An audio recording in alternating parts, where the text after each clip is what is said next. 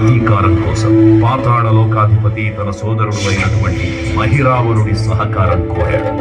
పటంచం ప్రభాతంబు సాయంత్రమీ నామ సంకీర్తనల్ చేసి నీ రూపు వర్ణించి నీ మీద నే దండకం ప్రకటించేయ నీ మూర్తి గావించి నీ సుందరం పెంచి నీ దాసదాసుండనై రామ భక్తుండనై నిన్ను నే గొల్చెదను. నీ కటాక్షంబులను చూచితే వేడుకలు చేసితే నా మురాలించితే నన్ను రక్షించితే.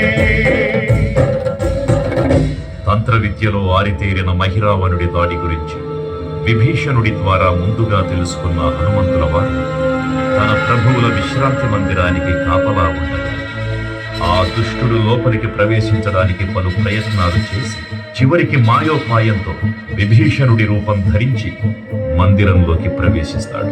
నిద్రిస్తున్న రామలక్ష్మణులను అపహరించి పాతాళ లోకానికి తీసుకుని పోతాడు.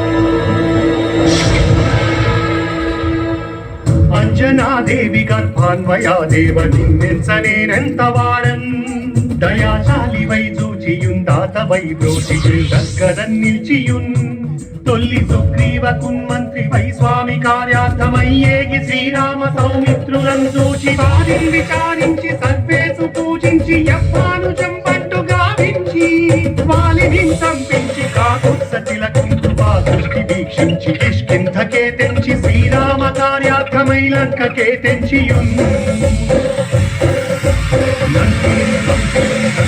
కాల్చియుం యభూమి చుంచూచి ఆనందము పొంగి ఆయుంగనం బిచ్చి ఆ రత్నముందెచ్చి శ్రీరామకున్నిచ్చి సంతోషముంచేసి.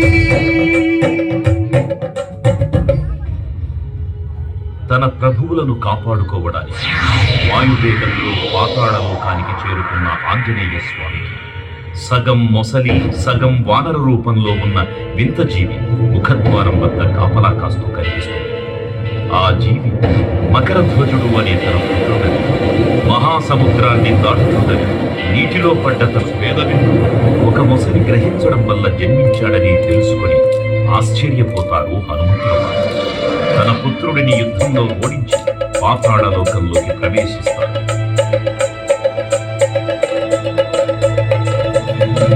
సుగ్రీవునన్